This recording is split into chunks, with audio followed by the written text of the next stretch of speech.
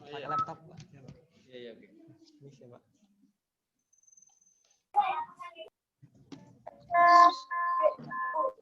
Semuanya pakai gimana? Baru 13. Gimana caranya nih? Tak kirim ke siapa?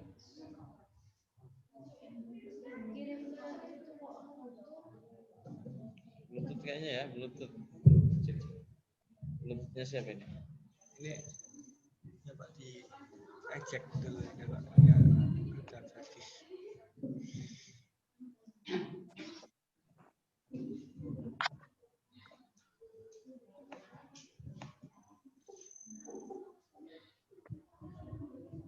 Atau ke WA aja.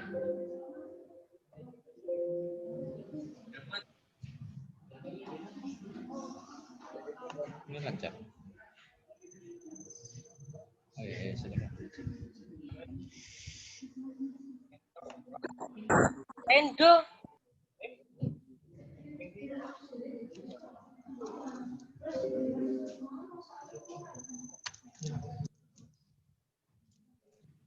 Ada flashnya.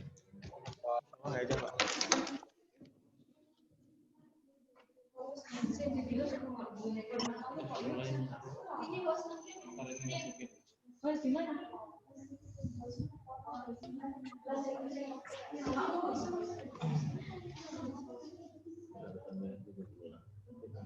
Ini sudah ada.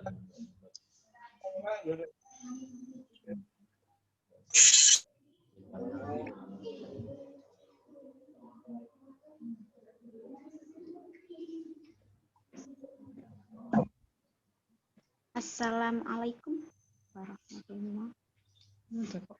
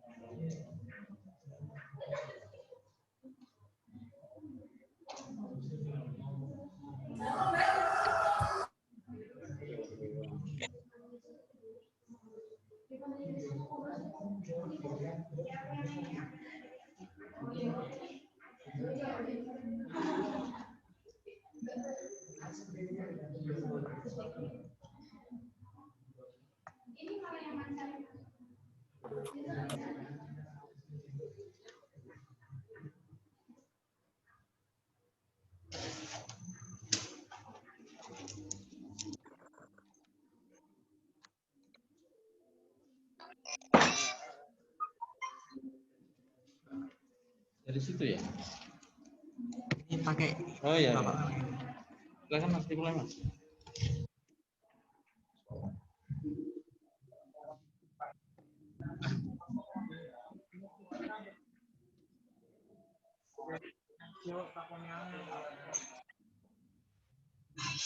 Kita wae kok, lakon-lakon iya. Dari takon wae mungkin bisa sapa ngono.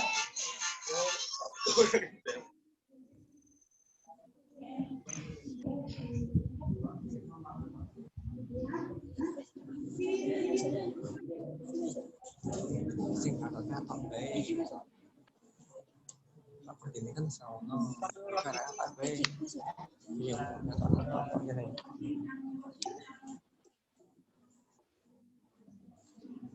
Skrep Pak.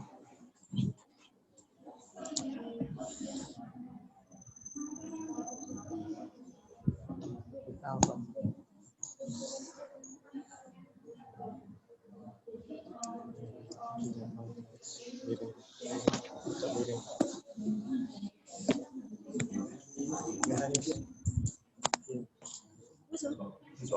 Asap. Pakai mic ya? Assalamualaikum warahmatullahi wabarakatuh. Alhamdulillah, yang saya hormati Bapak Bapak Kodi Padal MSI selaku Kasur Ilmu Al-Quran dan Tafsir IAIN Pekalongan, para pengurus IAC, IAT, dan para maba IAT yang saya banggakan.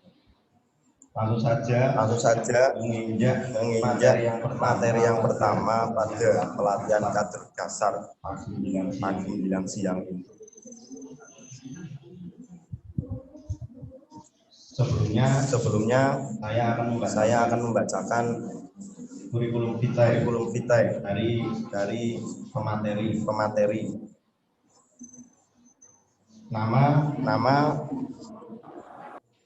Bapak Kodi Padal MSI, tempat tanggal lahir Sumeneb 14 Februari 1980. Alamat rumah sekarang yaitu di Grahanaya No 2 Wiroguso Pekalongan.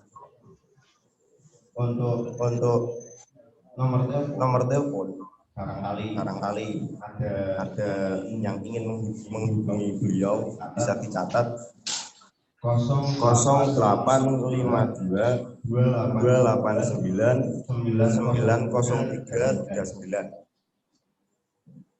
Untuk email beliau kurdi_fadal@yahoo.com.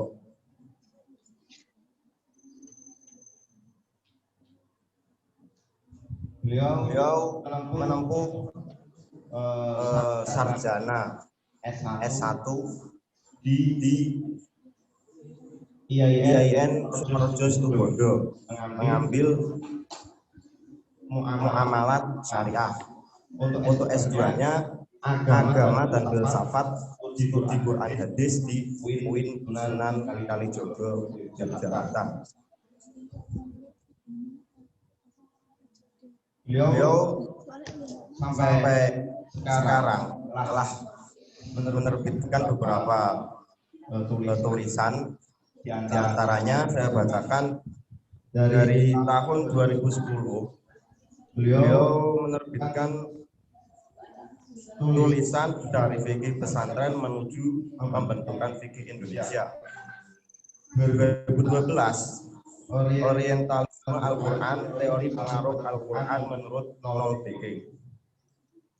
2013 hermeneutik hukum Islam Abu Ishaq As-Satifi. 2014 tafsir Al-Quran transformatif perspektif hermeneutika Chris Hasan Hanafi. Dan sampai sekarang juga beliau masih banyak menerbitkan tulisan-tulisannya. Kalau saya sebutkan sekarang waktu tidak mencukupi. Langsung saja kita mulai materi ini tentang prospek IAT di dunia digital.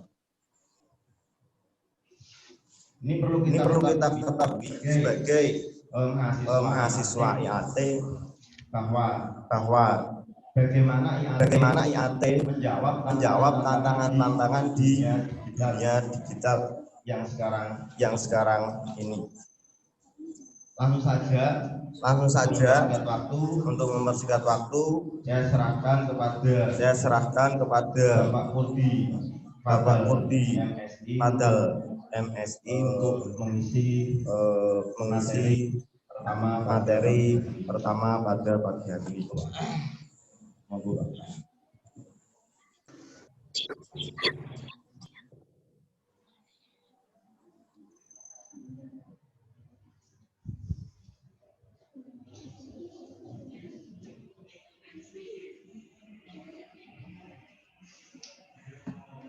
Assalamualaikum warahmatullahi wabarakatuh. Waalaikumsalam. Bismillah, alhamdulillah, wassalatu wassalamu ala rasulillah wa ala alihi wa sahbihi wa man walah amma ba'du. Teman-teman sekalian yang berbahagia semuanya. Saya harus mendahulukan teman-teman peserta ya. Gambar saya terlihat ya? Enggak terlihat? Enggak terlihat. Oh ini. Oh ini belum dipakai Pak. Iya. Tadi soalnya baru muncul. Oh ini juga dipakai. Ini juga dipakai. Iya.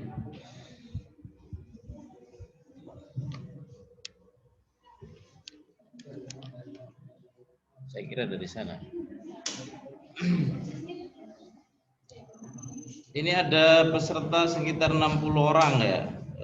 Semoga semuanya sehat walafiat. Dalam kondisi pandemi ini kita diharapkan untuk tetap menjaga diri, waspada terhadap berbagai serangan virus yang tidak kasat mata ya.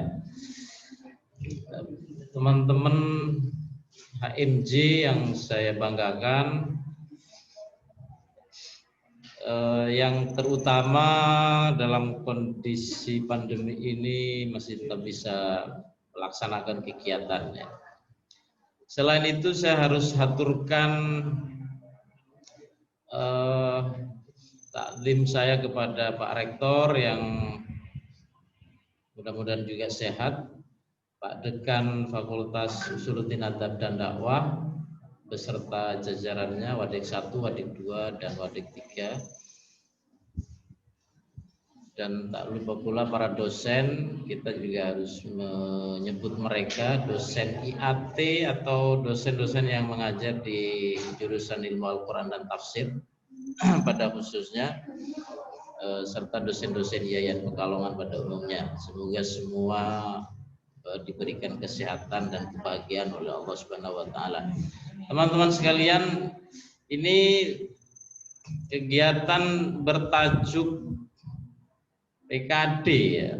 PKD itu pelatihan kader dasar ya. Mestinya pelatihan itu lebih komunikatif, lebih interaktif, tapi karena kondisi online ya, jadi kita agak kesulitan. Tapi tidak menutup kemungkinan nanti teman-teman juga bisa berinteraksi, berkomunikasi dan menjalani atau mengikuti tema ini secara interaktif. Mudah-mudahan bisa lah nanti teman-teman mahasiswa baru.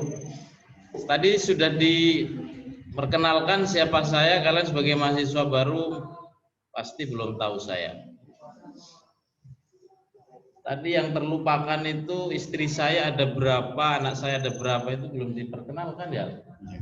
Nah, itu harus jelas itu bahwa saya hanya beristri 1, anak 2 mau 3 dan seterusnya. Teman-teman sekalian, satu tema yang akan saya angkat hari ini adalah seperti tadi dijelaskan oleh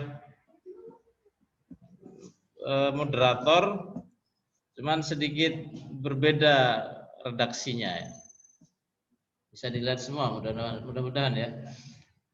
Peluang dan tantangan studi ilmu Al-Quran dan tafsir di era digital.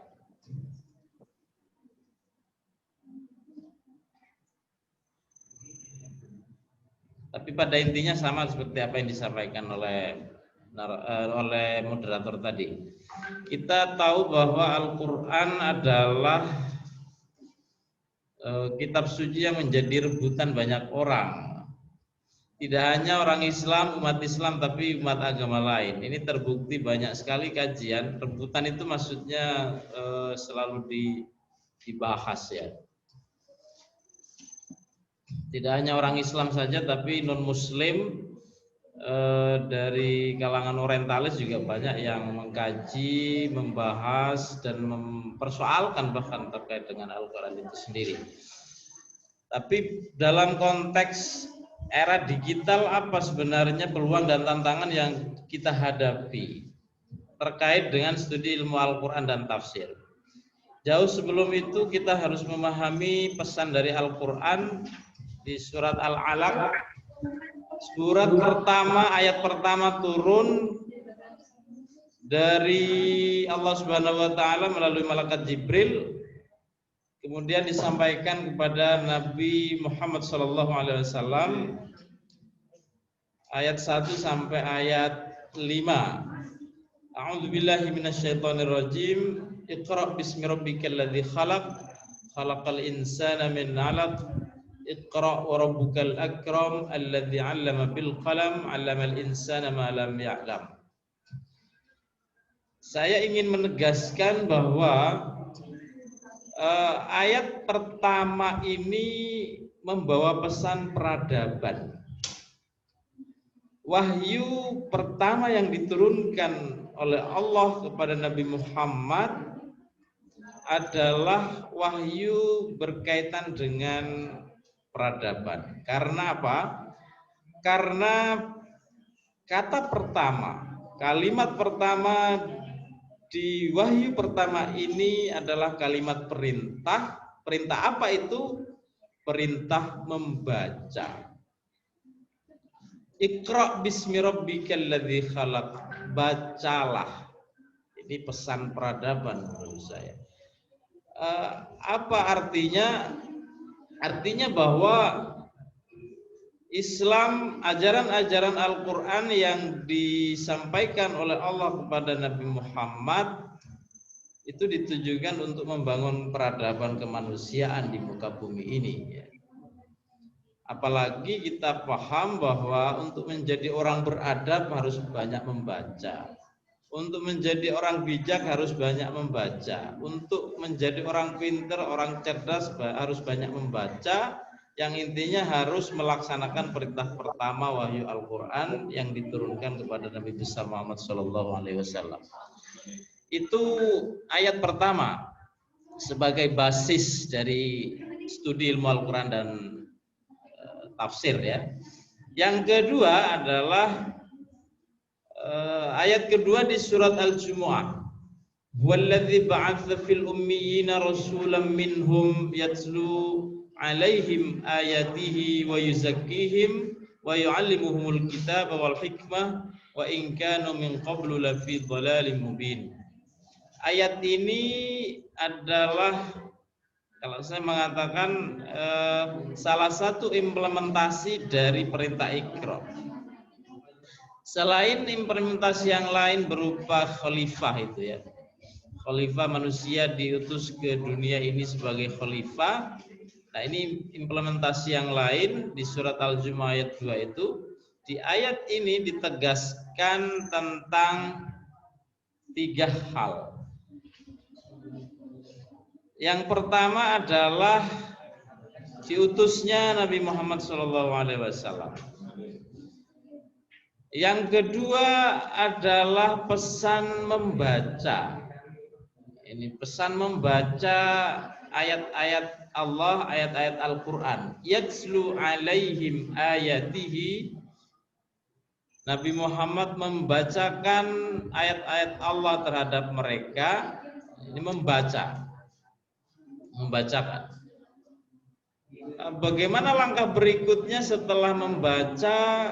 Ada kalimat di susunan ayat itu, wa yu'allimuhumul kitaba wal hikmata wa in kana min qablu lafi dhalalin mubin.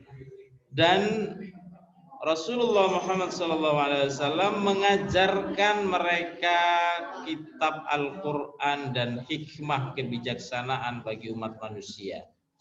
Artinya pesan yang ingin disampaikan adalah bahwa kita harus membaca. Setelah membaca kita melanjutkannya dengan mengajarkan dan seterusnya. Nanti akan saya jelaskan sedikit lebih detail ya. Lalu tanggung jawab Quran yang harus dijalankan. Selain itu adalah kita bisa lihat di sebuah ayat di dalam Al-Quran ini. Yang diinginkan dari turunnya Al-Quran adalah terbentuknya khairu ummah. Kuntum khairu ummatin ukhrijat lin-nasi ta'muruna bil ma'ruf wa tanhauna 'anil munkar wa tu'minuna billah. Ayat ini menjelaskan bahwa umat Qur'ani itu adalah umat terbaik yang bisa menjadi uswah, bisa menjadi teladan bagi sekalian umat yang ada di dunia ini. Karena umat Islamlah yang menjadi umat Qur'ani, maka umat Islam diinginkan oleh Allah sebagai umat terbaik, umat yang memberikan contoh, umat yang menjadi uswah bagi kemanusiaan secara umum, ya. Yang melaksanakan amar ma'ruf, bernahi mungkar, dan beriman kepada Allah Subhanahu wa taala. Khairul ummah ini adalah keinginan atau misi yang diinginkan oleh Allah Subhanahu wa taala terhadap umat Nabi Muhammad, khairul ummah. Maka bagaimana umat Islam ini bisa menjadi umat terbaik di antara umat-umat yang lain? Begitu kira-kira ya. Di ayat yang lain juga disebutkan ini sebagai bentuk dari tanggung jawab Qur'ani dalam kehidupan bermasyarakat. Wa kadzalika ja'alnakum ummatan wasatan litakunu syuhada'a 'alan nasi wa yakuna rasul 'alaikum syahida. Kata kuncinya adalah ummatan wasata. Di ayat ini Allah ingin menegaskan bahwa umat Islam itu harus menjadi umat yang moderat, umat yang berada di tengah. Berada di tengah itu maksudnya selalu menunjukkan sikap yang tidak ekstrim, baik ekstrim kanan maupun ekstrim kiri. Yang diinginkan dari umat Islam ini adalah umat yang tidak terlalu mengandalkan urusan duniawi, tapi juga memperhatikan aspek ukhrawi. Ini ya. Makanya prinsip di dalam Islam itu prinsip keseimbangan. Prinsip keseimbangan itu dinyatakan dalam misi Al-Qur'an di ayat ini, yakni umatan wasatan ini. Dalam konteks hari ini teman-teman sekalian, kita diharapkan menunjukkan sikap yang moderat di dalam kehidupan bermasyarakat, dalam menghadapi keragaman agama, budaya, bahasa maupun yang lain. Karena kalau sikap moderat tidak ditunjukkan, maka gesekan-gesekan akan terjadi, dan itu tidak dikehendaki oleh Allah Subhanahu wa taala, oleh Al-Qur'an. Karena kalau itu terjadi, kita tidak akan menjadi khairul ummah seperti dijelaskan di ayat pertama barusan. Wa kadzalika ja'alnakum ummatan wasata. Sikap-sikap moderat ini yang diinginkan. Yang diinginkan oleh Al-Qur'an, termasuk bagaimana cara menafsirkannya, tentu saja harus mengacu pada prinsip moderasi. Ini dalam beberapa bulan terakhir pihak Kementerian Agama sudah meluncing sebuah buku panduan tentang moderasi beragama. Dalam beberapa dekade terakhir, persoalan yang dihadapi oleh umat Islam, oleh orang Indonesia pada khususnya, secara umum di semua negara juga, adalah persoalan gesekan yang terjadi antar umat beragama. Ini menjadi penting untuk kita renungi dan kita upayakan agar prinsip ini bisa kita wujudkan dalam kehidupan masyarakat, ya. Bagaimana kita menghadapi orang lain selain agama Islam? Bagaimana kita menghadapi suku yang berbeda dari kita? Persoalan agama adalah persoalan yang sangat sensitif. Kita tahu, kalian pasti tahu semuanya ya, betapa ramainya media sosial beberapa tahun terakhir, 2 tahun terakhir ini karena kasus Ahok. Kalian tahu apa yang terjadi dari kasus Ahok itu? Itu berkaitan dengan Al-Qur'an. Saya kemarin membayangkan setelah kasus Ahok itu banyak anak-anak muda lulusan SMA yang masuk IAT, karena itu berkaitan dengan dengan Al-Quran. Apa yang terjadi dengan Ahok? Ahok telah divonis orang non-muslim yang telah melakukan apa kemarin? Pencemaran, penistaan agama. Ini yang ada di sini anggap saja mahasiswa baru ya. Karena tidak langsung bisa komunikasi dengan teman-teman, susah sekali. Tapi ini terdengar ke mereka ya. Tapi saya tidak mendengar mereka di mute semuanya ya. Padahal kalau pelatihan itu iya interaktif ya. Kayak gini kayak ceramah aja gitu. Oke, nggak apa-apa. Semoga semuanya sehat walafiat. Dan banyak sekali hal-hal penting yang berkaitan dengan persoalan-persoalan di masyarakat dan itu tidak lepas dari Al-Quran. Gitu kira-kira teman-teman. Kita berbicara dalam konteks ruang lingkup studi ilmu Al-Quran dan tafsir. Ini perlu saya jelaskan, nih, mahasiswa baru perlu memahami lebih jauh apa sih ruang lingkup studi ilmu Al-Quran dan tafsir. Secara umum harus ditegaskan bahwa IAT atau studi di bidang Al-Quran dan tafsir itu berkaitan dengan segala bidang kehidupan manusia. Semuanya. Kenapa? Karena Al-Quran berbicara semua persoalan. Mulai di persoalan yang sangat remeh-temeh sampai persoalan-persoalan yang sangat besar. Mulai kita tahu sebagai umat Islam tentunya bagaimana ajaran Islam mengatur setiap tindak tanduk manusia, mulai dari bangun tidur sampai tidur, bahkan pada saat tidur juga malaikat Raqib Atid tetap mendampingi ya. Siapa tahu sesekali terbangun malaikat Raqib Atidnya kan harus standby juga. Itu menunjukkan bahwa segala persoalan dalam kehidupan manusia itu diatur di dalam ajaran Islam. Kita bicara ajaran Islam tentu saja tidak lepas dari Al-Quran. Apalagi semua umat Islam sepakat dan meyakini bahwa apapun persoalan sudah terjawab di dalam Al-Quran. Tetapi bagaimana cara kita memosisikan Al-Quran dalam konteks ini? Apa benar persoalan-persoalan dalam kehidupan masyarakat disebutkan dalam Al-Quran? Tentu saja saya harus tegaskan jawabannya adalah iya. Tapi bagaimana cara memahaminya? Ada banyak hal yang harus kita lakukan. Ya.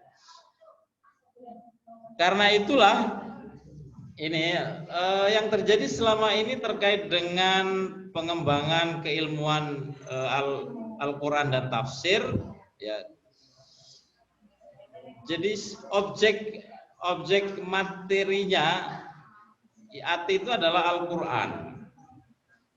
Lalu bagaimana Al-Quran itu dibaca, kemudian dipahami, dibaca dulu baru dipahami, kemudian ditulis dan diamalkan dalam kehidupan masyarakat.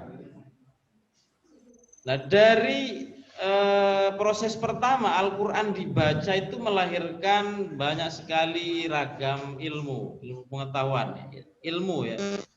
Yang pertama, Al-Quran dibaca melahirkan ilmu tajwid, melahirkan ilmu nagam, melahirkan ilmu qiraat dan lain semacamnya. Banyak sekali ilmu-ilmu yang lain yang muncul dari tradisi umat Islam terkait dengan membaca Al-Quran. Banyak sekali. Tapi pertanyaannya, apakah kita sudah bisa membaca Al-Quran? Apakah umat Islam sudah bisa membaca Al-Quran? Maka yang harus diperhatikan teman-teman sekalian, ini level pemahaman terhadap Al-Quran dan tafsir. Jadi kalian bisa memposisikan diri di mana ini kira-kira? Yang pertama, mampu membaca Al-Quran. Ini kalau offline harus saya tanya satu-satu mestinya ini. Siapa yang sudah tidak punya masalah dengan kemampuan membaca Al-Quran? Semoga teman-teman mahasiswa baru ini baru berapa bulan? Baru 3 bulan ya? 3 bulan. 3 bulan kalau pengantin baru itu masih baru ya? Masih baru. Mampu membaca Al-Quran. Di level ini kita harus memastikan semua anak IAT mampu membaca Al-Quran dengan baik. Ilmu tajwidnya, makharijul hurufnya itu harus beres, sudah tidak ada masalah lagi. Tidak perlu ada yang namanya BTQ mengulang. Mahasiswa baru juga ada tes BTQ ya. Saya berharap semua anak IAT bisa membaca Al-Quran dengan baik. Kalau ada yang belum maksimal, kalian jangan khawatir. Ini sekaligus untuk mengenalkan lebih jauh tentang apa yang ada di IAT ya. Kalian jangan khawatir karena di IAT ada ilmu tajwid ya.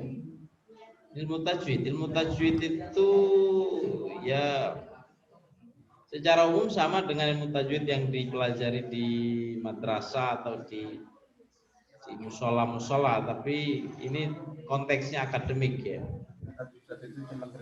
Kalau ada di antara teman-teman yang masih mengalami masalah di level pertama ini, maka pastikan mumpung masih muda, mumpung masih belum menikah, mumpung masih belum banyak urusan, pastikan kemampuan membaca Al-Quran bisa teratasi dengan baik, mudah-mudahan. Tapi bagaimana kita lihat umat Islam di Indonesia pada khususnya ya, kita tidak berbicara di tempat lain. Atau di Pekalongan, se-eks-karisidenan Pekalongan, ada nggak orang yang tidak bisa membaca Al-Quran? Orang Islam. Saya mengamati banyak sekali. Di level pertama aja masih bermasalah. Maka apa yang harus kita lakukan? Ayat tadi yang saya sampaikan itulah salah satu pesan yang harus kita lakukan ya. Kemudian di level kedua ada kemampuan menerjemahkan Al-Quran. Ini levelnya sudah advance ya sebenarnya. Karena untuk menerjemahkan Al-Quran harus bisa bahasa Arab, harus bisa nahwu shorof, harus bisa ilmu tafsir juga sebenarnya ya. Kemudian di level ketiga kemampuan mengidentifikasi setiap kata di dalam Al-Quran, nahwu shorof, usul fikih dan lain semacamnya. Di IAT ini juga disampaikan melalui satu mata kuliah. Mata kuliah banyak sekali ya, qawaidut tafsir, ada usul fikih juga, termasuk menerjemahkan Al-Quran. Ada mata kuliah khusus yang berkaitan dengan terjemah Al-Quran. Jangan khawatir, kalian akan mendapatkan materi-materi ini secara komprehensif insyaallah. Lalu di level keempat, apakah kita mampu memahami maksud daripada ayat Al-Quran? Dan kemudian kemampuan kita dalam mempraktekkan kandungan Al-Quran seperti apa? Ya. Yang keenam adalah menganalisis. Kembali ke ini tadi, dibaca, dipahami, ditulis, dan diamalkan. Teman-teman sekalian, pastikan di level pertama tidak ada masalah. Ketika kalian di level pertama tidak ada masalah, maka bisa beranjak ke level kedua. Memahami, menafsirkan, kemudian menulis apa yang telah dipahami melalui hasil bacaan terhadap ayat-ayat Al-Quran dan tafsirnya ya. Dan bagaimana kemudian itu diamalkan di dalam kehidupan sehari-hari. Proses-proses ini jangan sampai terbalik ya. Jangan mengamalkan dulu lalu membaca. Pastikan dulu memahami sebelum mengamalkan. Karena banyak saat ini sekaligus berkaitan dengan tantangan dan peluang sekaligus tantangan dalam kehidupan sekarang di era digital ini. Ada begitu banyak orang tidak bisa baca Al-Quran, tapi ujuk-ujuk berbicara tentang tafsir Al-Quran. Ini suatu lompatan yang luar biasa saya kira. Ini tidak sesuai dengan sunnah Al-Quran ya. Jadi Al-Quran pertama harus dibaca dulu, kemudian dipahami dan diamalkan. Jangan mengamalkan sebelum memahami. Jangan sampai menyampaikan isi Al-Quran sebelum betul-betul memahami kandungannya. Makanya di era digital ini banyak sekali ustadz karbitan. Ada ustadz dadakan. Ini banyak sekali. Saya tak perlu menyebutkan satu persatu. Orang yang tidak punya basic pendidikan pesantren, kalaupun tidak di pesantren ngaji saja. Ngajinya nggak jelas, bacaan Qur'annya belepotan, tiba-tiba bicara qala Allah Ta'ala, qala Rasulullah. Itu berarti melompat proses ya, yang tidak perlu terjadi sebenarnya. Karena yang akan terjadi adalah penyesatan. Jadi sekali lagi sebelum diamalkan, sebelum disampaikan, dipahami dulu, dibaca dulu. Oke. Al-Quran dipahami melahirkan ragam ilmu tafsir. Al-Quran ditulis melahirkan karya-karya tafsir. Dan Al-Quran diamalkan melahirkan tradisi Qur'ani di tengah masyarakat ya. Pulang itu terakhir sore. Terakhir mau masing Rene. Hingga saat ini Al-Quran dibaca, dipahami, ditulis, lalu melahirkan peradaban, yakni peradaban masyarakat madani atau civil society. Teman-teman sekalian, apa yang kita lakukan, tradisi-tradisi di masyarakat berkaitan dengan kehidupan masyarakat muslim terutama, itu tentu saja berangkat dari pembacaan terhadap Al-Quran, hasil dari pemahaman terhadap pesan-pesan Al-Quran, lalu itu diamalkan, ditradisikan hingga melahirkan peradaban. Peradaban kemanusiaan, peradaban umat Islam, peradaban Qur'ani. Salah satu contoh konkretnya adalah jilbab. Apakah jilbab itu ada dalam tradisi lain? Kata sebagian orang ada, tapi jilbab model orang Islam itu beda. Ini disebutkan di dalam Al-Quran di surat Al-Ahzab misalnya. Dari ayat itu kemudian dipahami oleh para ulama, diikuti oleh umat Islam secara umum, lalu diamalkan oleh mereka terutama yang perempuan. Model jilbabnya beda-beda, terserah. Atau tradisi-tradisi yang lain misalnya. Yang kata salah seorang tokoh itu Al-Quran sebenarnya memang dari awal itu tujuannya untuk membentuk peradaban. Ada tradisi-tradisi lama yang tidak sesuai dengan ajaran Islam, begitu Al-Quran turun dan diamalkan di tengah masyarakat, melahirkan tradisi yang baru khas Al-Quran, kemudian tradisi itu lambat laun menjadi sebuah peradaban di tengah masyarakat ya. Nah, bagaimana peluang dan tantangan di era digital saat ini, teman-teman sekalian? Dari beberapa poin tadi yang saya sebutkan, itu harus menjadi perhatian kita semua, karena dalam kondisi atau di era digital ini kita dihadapkan pada suasana ruang tanpa batas, tanpa sekat. Kita yang ada di Pekalongan bisa berinteraksi dengan orang lain yang ada di Surabaya, di Jakarta, bahkan di luar negeri. Apalagi kita sekarang sedang menjalani proses ini.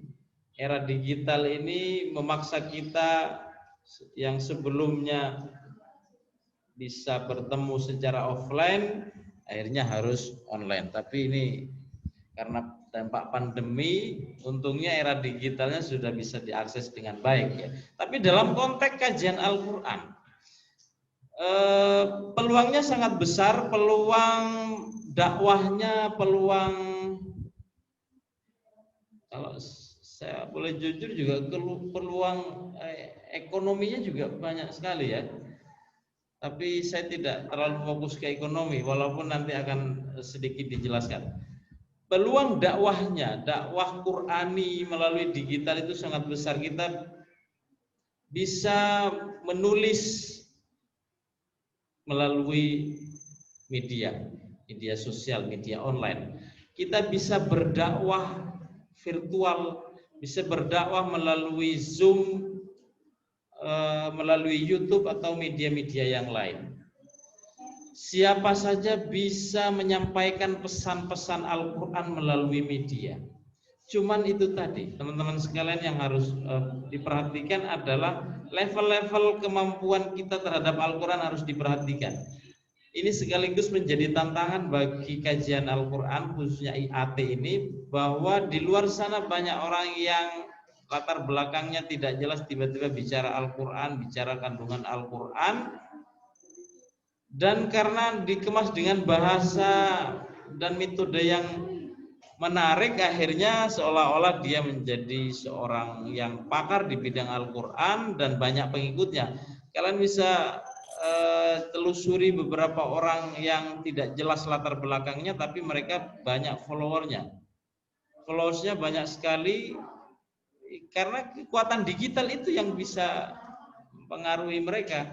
Dan ini tantangan bagi IAT, bagi mahasiswa IAT, bagi alumni IAT, sarjana IAT, agar bisa atau mampu mengisi ruang-ruang di media-media itu, agar media itu diisi oleh orang-orang yang punya kompetensi, punya keilmuan, punya kemampuan di bidang tafsir Al-Quran, bukan diisi oleh mereka yang tidak punya latar belakang itu.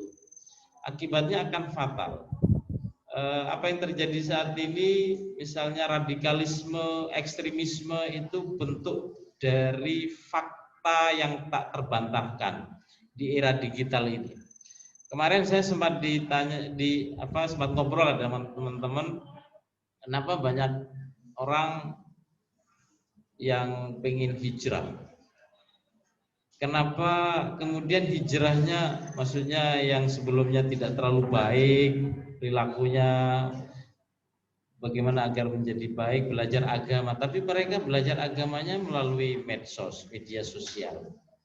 Ada misalnya teman saya, ini teman saya dulu waktu MI, setelah itu dia tidak sekolah lagi, tidak SMP, tidak SMA, apalagi kuliah. Ini teman saya waktu MI, Madrasah Ibtidaiyah. Tapi setelah dia dewasa, sudah menikah, ketemu dengan saya, tiba-tiba dia begitu religius, dia berpidato seolah-olah dia paling paham tentang ajaran Islam dan ajaran Al-Quran. Dari mana belajarnya? Ternyata medsos itu, ternyata media digital yang sudah mempengaruhi.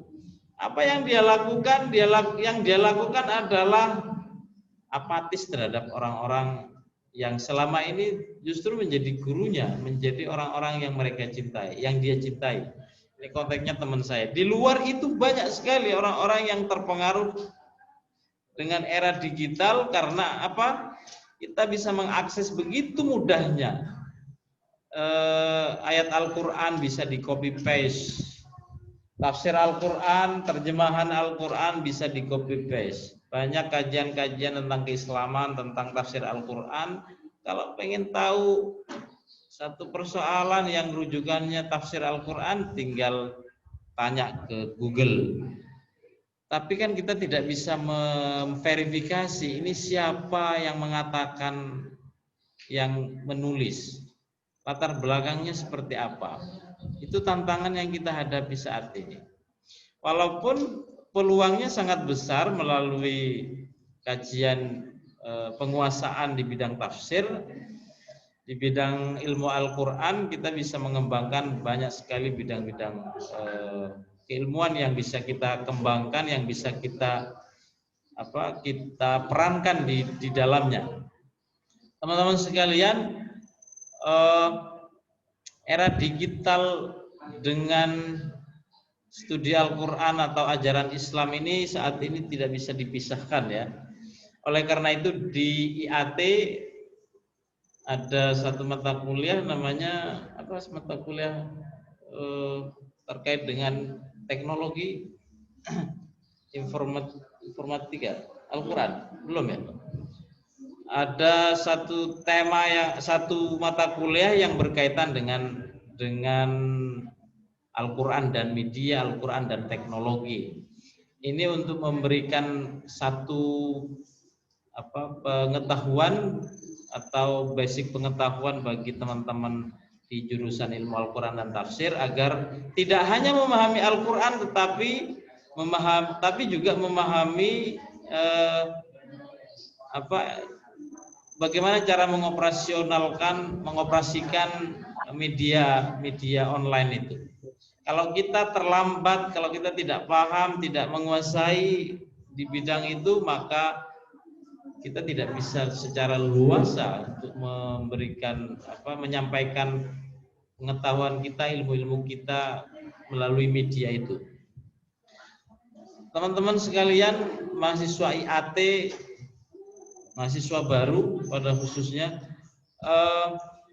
beberapa lembaga sudah bergerak di bidang ini, termasuk di Pusat Studi Al-Quran misalnya. Ini banyak sekali pihak-pihak tertentu yang menyadari betapa pentingnya membaca Al-Quran, tetapi tidak hanya membaca Al-Quran saja, namun juga memahami. Di Indonesia ini juga menjadi salah satu tantangan yang kita hadapi di era digital ini. Banyak sekali lembaga tahfidz Al-Quran, tetapi tidak banyak kajian tafsir Al-Quran yang memberikan peluang bagi masyarakat untuk belajar lebih serius. Yang ada adalah belajar secara instan. Ini menjadi satu latar belakang yang sangat memprihatinkan para pengkaji, para akademisi, termasuk di kampus-kampus Islam yang dalam hal ini adalah studi ilmu Al-Quran dan tafsir. Dalam konteks Indonesia ini sudah dikembangkan lebih jauh bagaimana kita mampu berperan di masyarakat dalam konteks kajian Al-Quran, sehingga seperti saya sebutkan tadi, studi Al-Quran di media sosial di era digital ini tidak direbut atau tidak dipegang, dikendalikan oleh orang-orang yang pemahaman keagamaannya sangat minim. Itu dalam konteks Indonesia. Dalam konteks global ada semacam asosiasi ilmu Al-Quran dan tafsir sedunia melakukan banyak sekali kajian-kajian. Tujuannya apa? Tujuannya agar melalui teknologi Al-Quran tetap bisa didiskusikan, bisa dipahami, bisa disebarluaskan, dan pesan-pesannya bisa diamalkan oleh seluruh umat manusia. Saya kira itu pengantar dari saya. Mudah-mudahan ada diskusi nanti ya terkait dengan bagaimana peluang dan tantangan studi ilmu Al-Quran dan tafsir di media sosial atau media-media yang lain yang bersifat digital teknologi itu atau virtual. Terima kasih. Assalamualaikum warahmatullahi wabarakatuh. Waalaikumsalam warahmatullahi wabarakatuh. Waalaikumsalam warahmatullahi wabarakatuh. Waalaikumsalam warahmatullahi wabarakatuh. Terima kasih untuk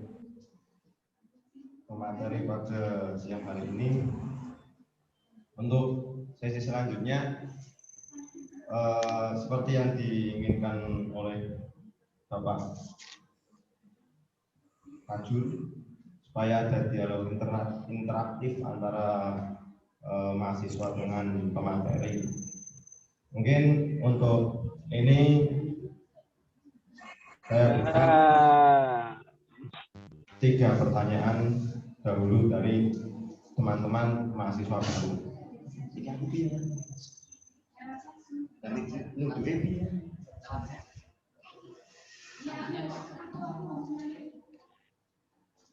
Untuk mahasiswa yang bertanya bisa lewat chat yang ada di Zoom Atau disampaikan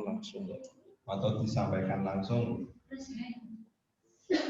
Angkat tangan atau raise hand, di situ tulisannya ya.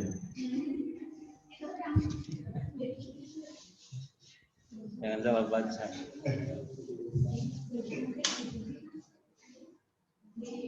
Silakan dilanjut.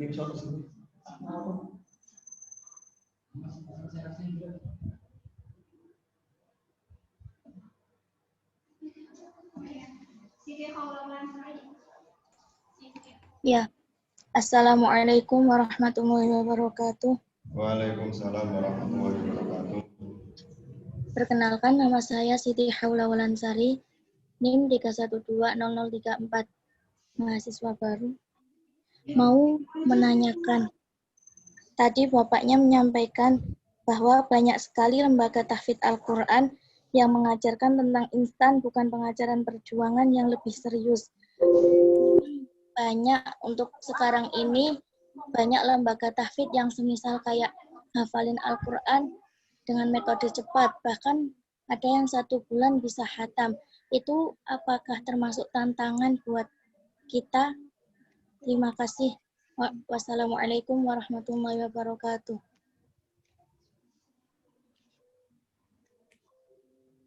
Waalaikumsalam warahmatullahi Waalaikumsalam wabarakatuh. warahmatullahi wabarakatuh. Terus yang lain? Yang lain, kami tampung dulu untuk 3 pertanyaan.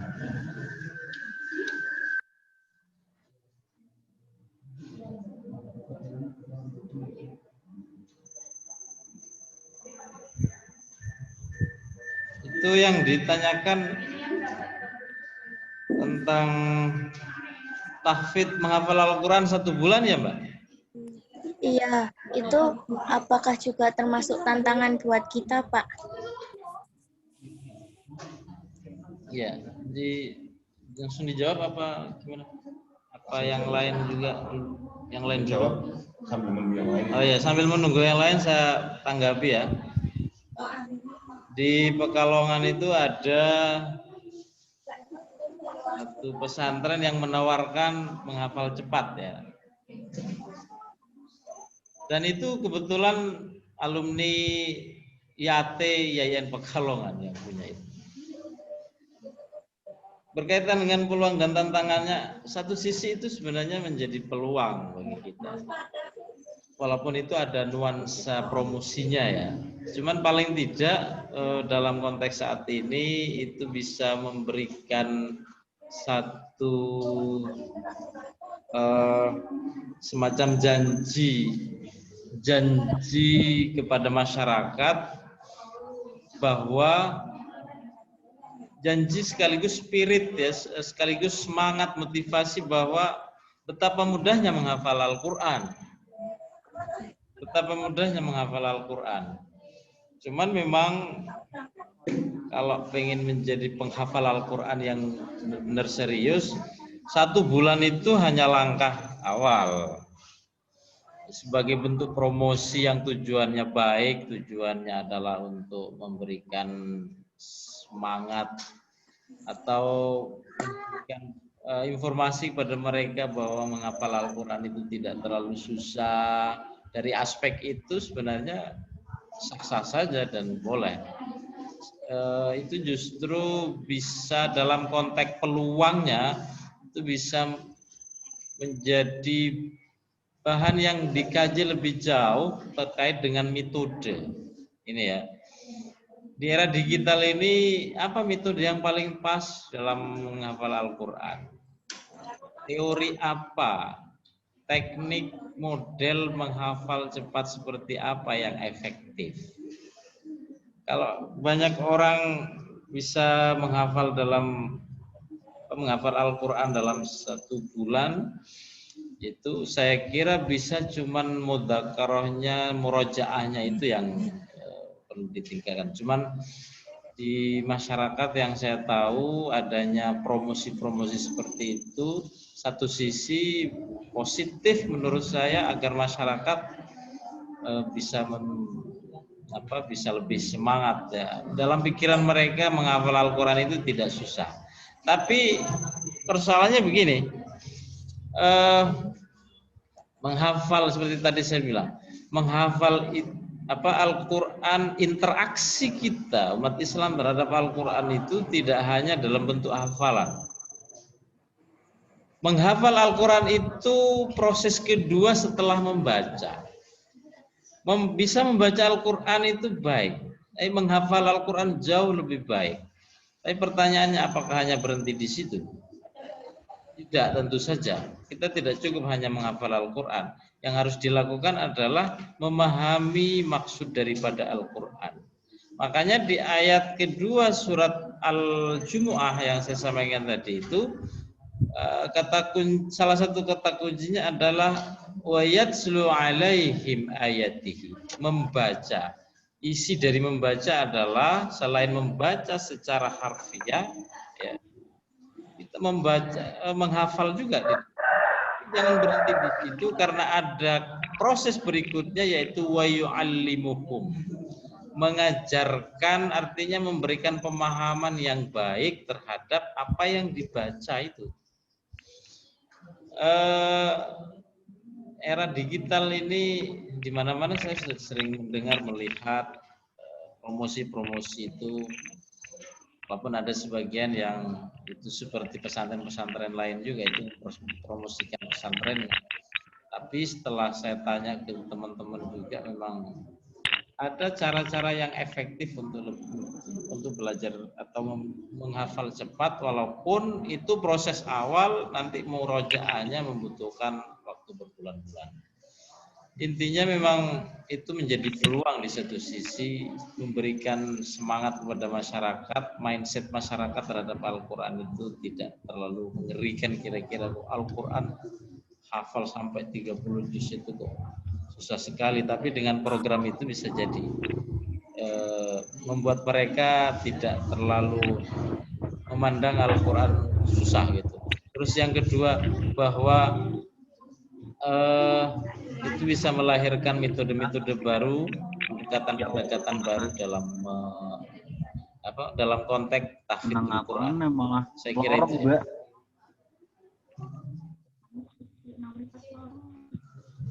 Terima kasih untuk tanggapan dari pemateri. Apakah ada tanggapan dari si penanya dari apa yang tadi dijelaskan pemateri? Ada pertanyaan? Insya Allah sudah paham, Kak. Terima kasih. Ya. Apakah ada pertanyaan lain? Ini ada pertanyaan dari siapa ini? Dari Vina Syifaur Rahma. Ini orangnya mana ini? Saya perlu tahu orangnya. Vina mana ini Vina? Vina Syifaur Rahma. Iya. Saya Vina Syifaur Rahma izin bertanya, jadi hakikat orang Islam mempelajari Al-Quran itu atas kebutuhan atau perintah? Kemudian non-Islam mempelajarinya untuk apa? Terima kasih. Ada dua pertanyaan. Vina mana ini Vina? Vina Syifaur Rahma. Mbak Vina. Ini Mbak Vina ya. Dari mana Mbak Vina? Rumahnya di mana? Dari Brebes, Pak. Dari mana? Brebes. Oh, Brebes. Ini di rumah sendiri? Sendiri, Pak. Atau rumah orang tua? Oh ya, orang tua. Atau rumah suami? Rumah orang tua? Masih orang tua. Mbak Vina, gini Mbak Vina. Ini tergantung levelnya ya Mbak Vina. Pertanyaannya, belajar Al-Quran itu kebutuhan apa perintah? Kalau kita sudah, ya bahasanya kita saja ya.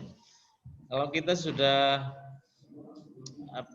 menyadari betapa pentingnya Al-Quran, maka kita tak perlu merasa diperintah. Tapi yang kita rasakan bahwa itu atas kebutuhan kita. Ini pertanyaannya, Al-Quran itu penting nggak buat kita dalam kehidupan kita? Mbak Vina merasa penting nggak belajar Al-Quran? Itu sama saja dengan kuliah.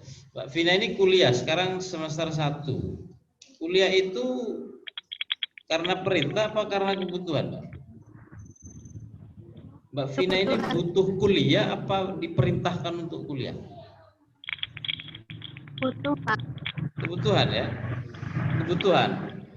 Sama juga dengan mempelajari Al-Quran. Al-Quran itu kita mempelajari ilmu Al-Quran, mempelajari tafsir Al-Quran, kandungan-kandungan Al-Quran itu karena kebutuhan. Artinya karena kita butuh terhadap apa yang dijelaskan di dalam Al-Quran, ajaran-ajaran Al-Quran, tafsir-tafsir Al-Quran, kebutuhan untuk kehidupan sehari-hari, atau karena perintah.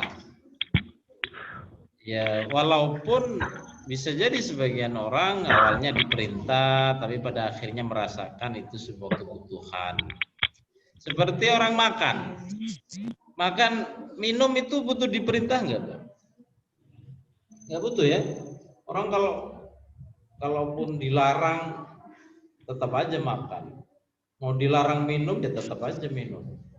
Orang mau menikah misalnya dilarang menikah ya tetap aja menikah. Karena itu kebutuhan. Sama dengan Al-Quran, mempelajari Al-Quran. Kalau kita merasa butuh, merasakan posisi atau fungsi dari Al-Quran betapa pentingnya dalam kehidupan kita, maka tak perlu kita merasa diperintah. Walaupun di dalam Al-Quran perintah itu ada. Sama juga dengan makan, kan ada perintahnya. Kulu washrobu. Tapi kan tidak ada orang manusia di dunia ini yang makan itu karena diperintah, tidak. Karena memang kebutuhan. Nah, kalau kita sudah memposisikan diri, kita merasa butuh terhadap ajaran Al-Quran sama dengan kebutuhan kita terhadap makan dan minum, ya berarti kita sudah menyadari posisi Al-Quran dan menyadari posisi kita sebagai manusia yang harus menjalani kehidupan ini sesuai dengan ajaran Al-Quran. Itu tanggapan saya yang pertama. Untuk yang kedua, non-muslim mempelajarinya untuk apa? Di dalam Al-Quran disebutkan banyak sekali ayat yang menegaskan, misalnya di surat Al-Baqarah, Alif Lam Mim Dzalikal Kitabul La Raiba Fihi Hudal Lil Muttaqin. Al-Quran itu petunjuk untuk siapa? Semua yakin ya, Mbak Vina ini yakin Al-Quran sebagai kitab petunjuk ya. Tapi pertanyaannya, untuk siapa petunjuk itu? Al-Quran sebagai petunjuk untuk siapa? Di dalam ayat tadi disebutkan hudal lil muttaqin. Petunjuk bagi orang-orang yang bertakwa. Tentunya tidak sekedar orang Islam saja, tapi orang Islam yang bertakwa. Karena ada orang Islam yang tidak bertakwa ya. Tidak sempurna ketakwaannya paling tidak gitu. Karena ketakwaan itu dijelaskan memiliki beberapa ciri. Ada sebagian orang yang tidak memenuhi semua syarat menjadi orang bertakwa. Nah, Al-Quran di ayat itu disebut sebagai kitab petunjuk bagi orang-orang bertakwa. Tapi di ayat lain Allah menyebutkan hudal lil mu'minin. Warahmatan hudaw warahmatan lil mu'minin. Di beberapa ayat kalian bisa temukan ya. Tidak hanya orang bertakwa tapi juga orang mukmin ya. Bagaimana dengan non-muslim atau orang-orang di luar agama Islam? Nah, kita bisa lihat sebenarnya Al-Quran itu diturunkan untuk orang Islam saja atau untuk orang non-muslim juga. Coba bisa kita lihat di surat Al-Baqarah itu yang berbicara tentang puasa. Syahrul Ramadan alladzi unzila fihi al-Qur'an. Ya. Unzila fihi al-Qur'an. Kalimat berikutnya apa itu? Syahrul Ramadan alladzi unzila fihi al-Qur'an. Terus hudal linnas. Al-Quran di bulan Ramadan ini diturunkan. unzila fil Quran. Sebagai apa? Sebagai hudan, petunjuk, linnasi, bagi manusia. Manusia itu siapa? Di ayat itu tidak spesifik kepada orang mukmin, kepada orang bertakwa, tapi manusia siapapun. Oleh karena itu, Al-Quran itu tidak hanya untuk orang Islam saja, tetapi juga semua manusia. Kita juga bisa perhatikan sejarah pertemuan, perjumpaan, interaksi Nabi ketika menerima wahyu, menyampaikannya kepada masyarakat. Siapa yang mereka hadapi, yang Nabi hadapi? Tidak hanya orang Islam. Makanya di dalam ayat Al-Quran banyak sekali redaksi ya ayyuhan nas, ya ayyuhan nas, ya ayyuhal kafirun. Pesan-pesan Al-Quran untuk mereka. Tapi itu konteksnya orang Islam, Nabi pada saat itu ya. Kemudian diteruskan oleh para ulama, oleh kita sekarang juga, menyampaikan pesan-pesan Al-Quran kepada umat Kristiani, umat Hindu, Buddha, Konghucu misalnya. Enggak masalah, karena Al-Quran memang untuk semua manusia. Kita menyampaikan pesan-pesan Al-Quran kepada mereka secara langsung maupun tidak langsung. Ya lebih pas sebenarnya secara tidak langsung ya, karena mereka juga kadang kalau disebut ini ayat Al-Quran karena bukan kitab sucinya, maka kecenderungan untuk tidak diterima lebih besar gitu. Sehingga pendekatannya harus pendekatan yang lebih bijak. Pesannya saja tanpa menyebutkan ini sumbernya gitu ya. Tanpa Allah Ta'ala qala Rasulullah, kira-kira gitu. Tuh, kalau kita umat Islam yang menyampaikan pesan itu, bagaimana kalau mereka sendiri yang belajar langsung kepada Al-Quran? Boleh enggak non-Muslim, orang Kristen di era digital ini saya melihat menarik juga ya perkembangan diskusi atau perdebatan di media sosial itu. Tapi pertanyaannya, apakah orang Kristen boleh bicara Al-Quran? Boleh mengutip Al-Quran? Bagi saya, sesuai dengan ayat itu, kalau itu digunakan untuk hal yang baik, tidak masalah juga.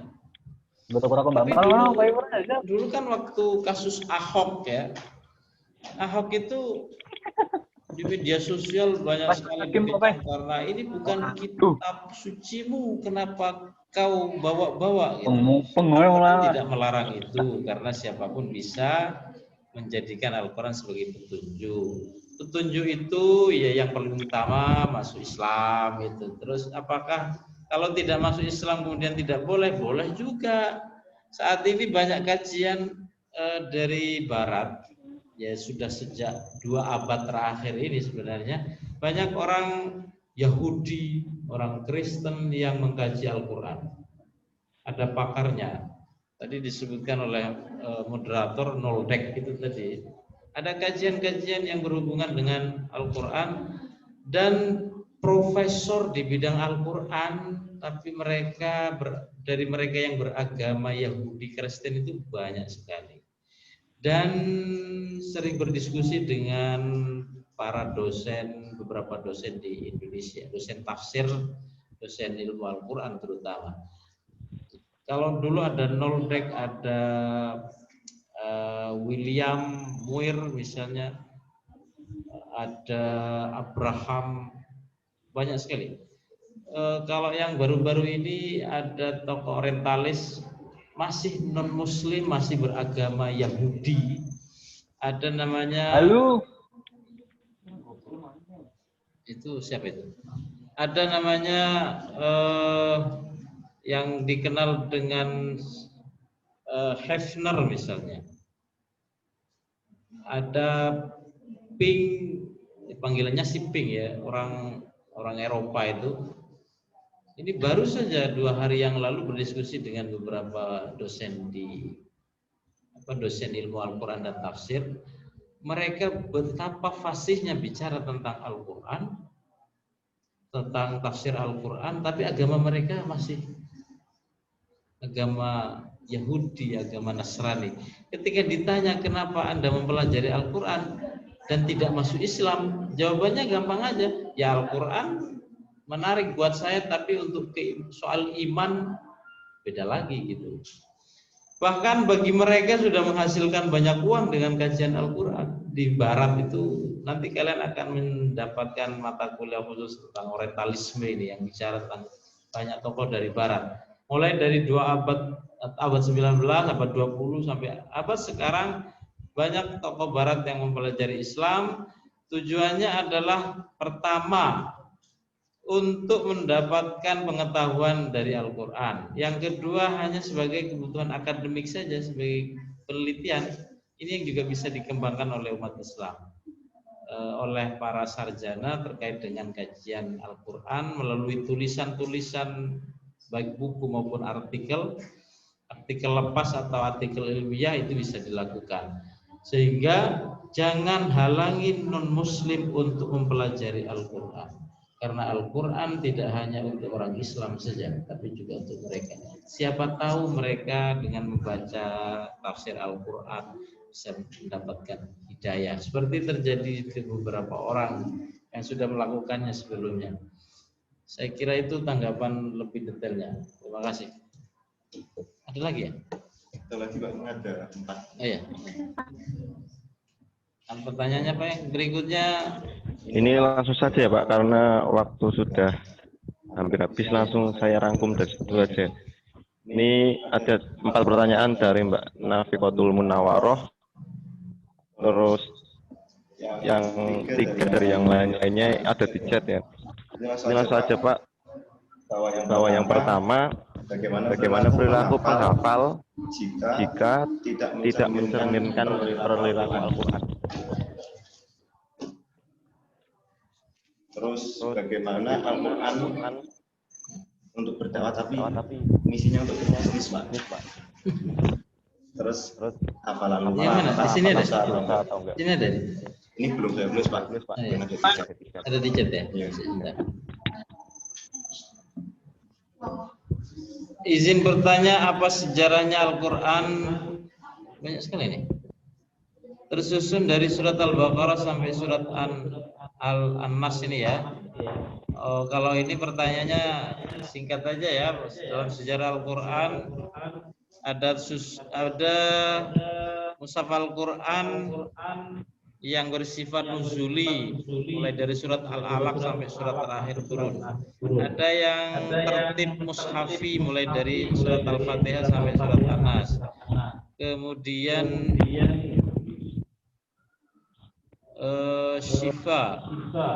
Dalam menghafal Al-Quran, setiap manusia pasti ada rasa sulit dan susah, sampai ada rasa putus asa sehingga berhenti untuk berhafalan.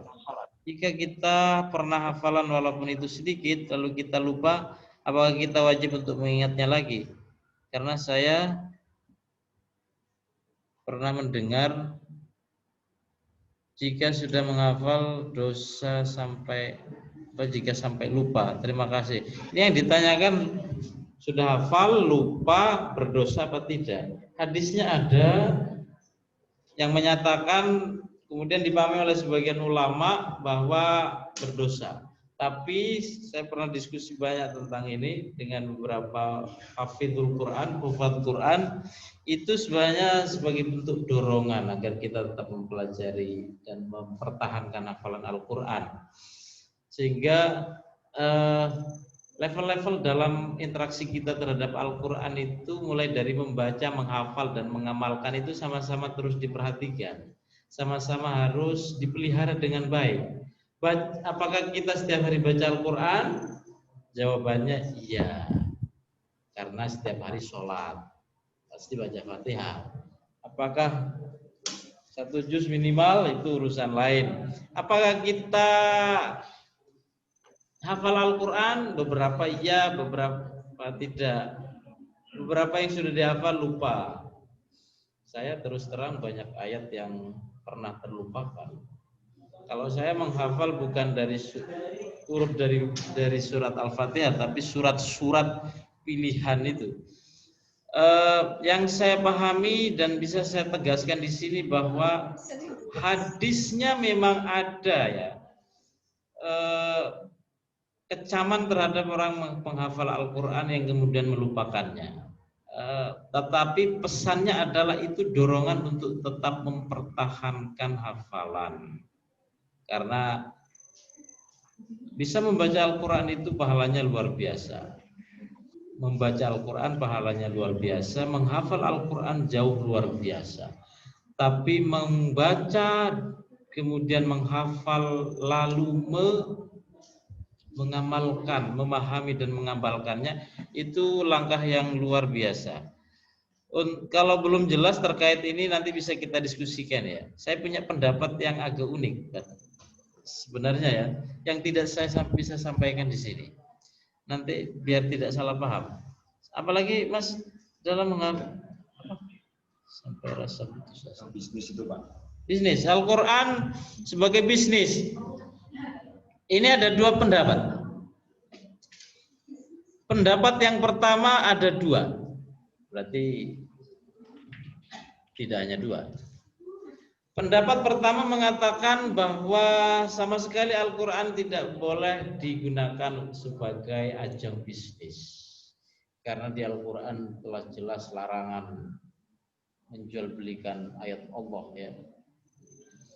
Sampai-sampai ini di Pekalongan yang saya pahami, ada sebagian pesantren di Pekalongan yang kiainya melarang keras santrinya yang hafal Al-Quran itu untuk ikut lomba, apalagi mendaftar beasiswa tahfidz. Apaan ini Al-Quran mau dijual katanya. Ada aliran yang begitu di Pekalongan, ada, jelas ada, dan saya respect aja terhadap mereka, tidak menyalahkan karena itu pendapat, silakan saja. Ada sebagian mahasiswa IAT di angkatan sebelum angkatan 2017 ya, padahal hafalannya bagus, tapi ketika diminta untuk ikut lomba tahfidz tingkat nasional, jawabannya apa? Jawabannya, saya dilarang keras oleh Pak Yai. Kenapa? Usut punya usut, alasannya itu alasan teologis. Karena Al-Quran sudah tegas menegaskan dilarang menjual belikan ayat Allah.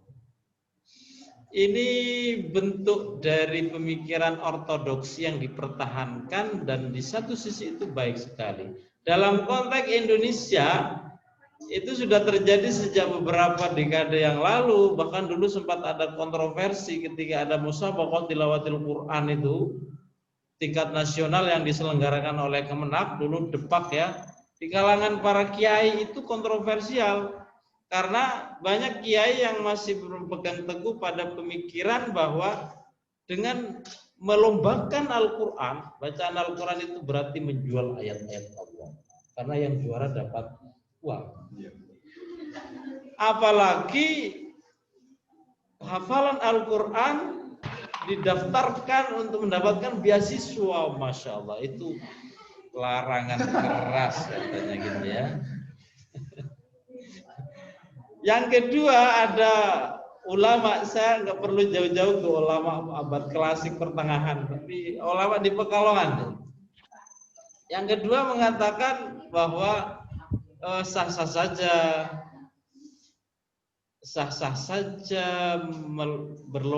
Al-Quran dilombakan, kemampuan membaca Al-Quran, suara yang baik, bahkan mendapatkan beasiswa tahfidz di mana-mana, sah-sah saja. Itu tidak berarti menjual Al-Quran, tapi itu hanya sebagai media saja. Cuman persoalannya yang ketiga ini, apakah betul-betul Al-Quran sebagai komoditas bisnis? Di poin ini ada satu tema yang penting dikaji, yaitu komodifikasi Al-Quran. Al-Quran dijadikan sebagai komoditas. Sebenarnya tidak hanya untuk dapat uang saja. Kalau saya tanya, boleh nggak Al-Quran dijadikan sebagai dalil untuk mendukung pasangan calon tertentu atau partai tertentu, boleh nggak? Kalau itu sih cocokologi menurut saya, karena dulu itu orang P3 itu kalau sedang kampanye itu ayatnya di surat Al-Baqarah itu wala taqrabu hadhihi syajarah, jangan kalian dekati pohon beringin katanya. Seperti baju-baju kuning seperti sekarang ini. Dulu ada fungsionaris partai, maaf saya sebutkan PAN, kalian nggak perlu lacak ini. Dulu ada partai PAN ya, sekarang masih ada ya. Ada yang nyeletuk aja, saya nggak yakin mereka orang PAN, tapi orang-orang yang diundang ke PAN aja. Ayat yang muncul apa? Kullu man 'alaiha fan. Wajib bagi setiap orang untuk mengikuti PAN gitu katanya. Dan yang lain-lain. Pokoknya macam-macam. Itu kalau pertanyaannya tidak spesifik ini ya, tidak hanya berkaitan dengan uang, tapi kok Al-Quran dijadikan sebagai komoditas. Tapi kalau komoditas itu maksudnya kepentingan yang tidak baik, yang justru melanggar norma-norma Qur'ani. Poin yang ingin saya sampaikan adalah menjadikan Al-Quran sebagai komoditas politik, kepentingan tertentu yang bertentangan dengan nilai Al-Quran itu yang dilarang. Tapi kalau menjual Al-Quran bukan menjual ayat-ayat Al-Quran ya, menjual mushaf Al-Quran silahkan saja. Atau kalau kalian pengen tahfidz Al-Quran, menghafal Al-Quran, pengen menjadi orang kaya, boleh nggak niatnya seperti itu? Ya kalau kata orang sufi sih nggak boleh gitu. Tapi levelnya banyak orang kan belum sampai ke situ. Cuman begini teman-teman sekalian ya.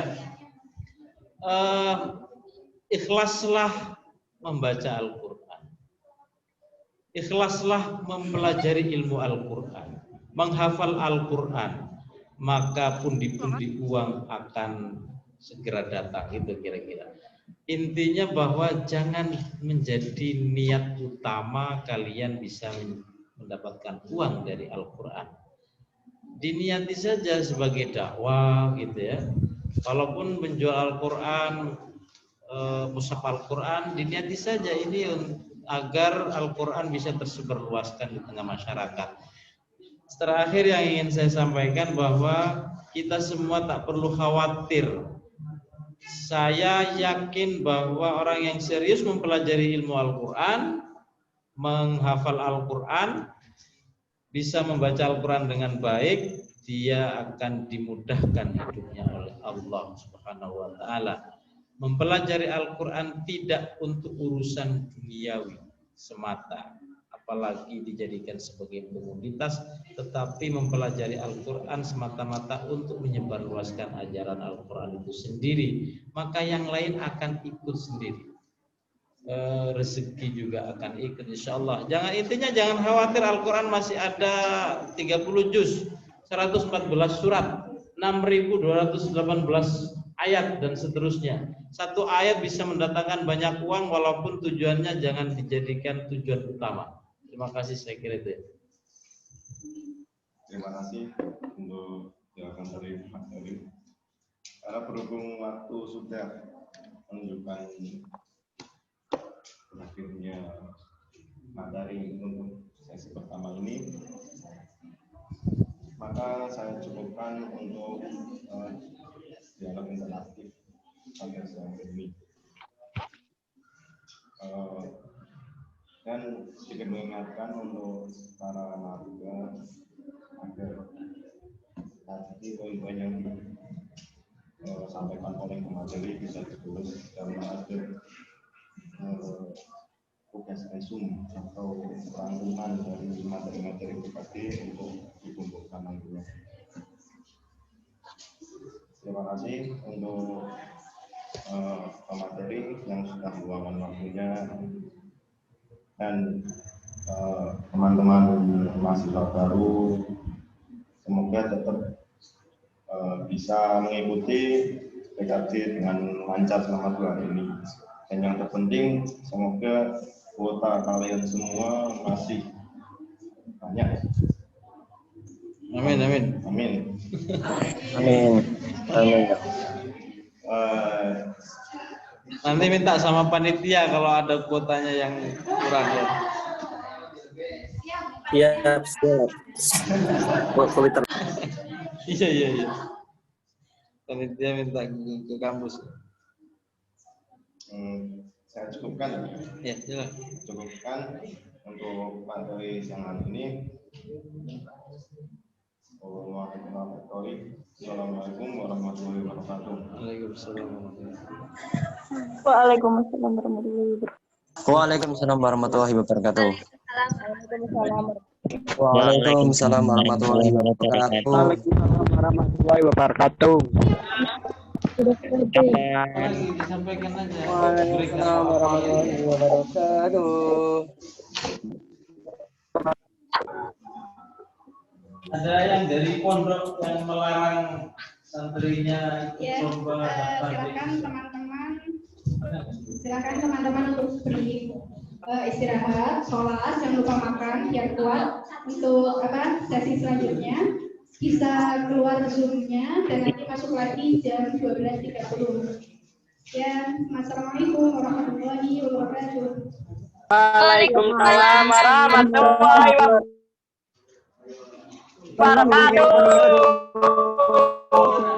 Apa? Mas Apan? Apa kemarin tempe Mas Apan? Apa? Halo Mas Apan.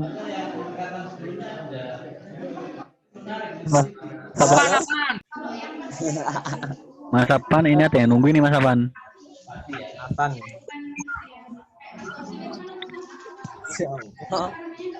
Kiai. Siapa yang nunggu? Apan?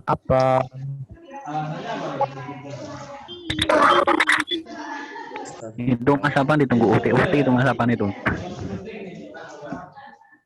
Uhti.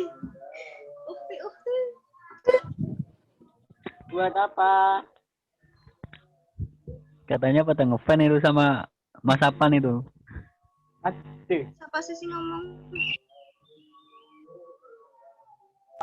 aku harus ngomong apa?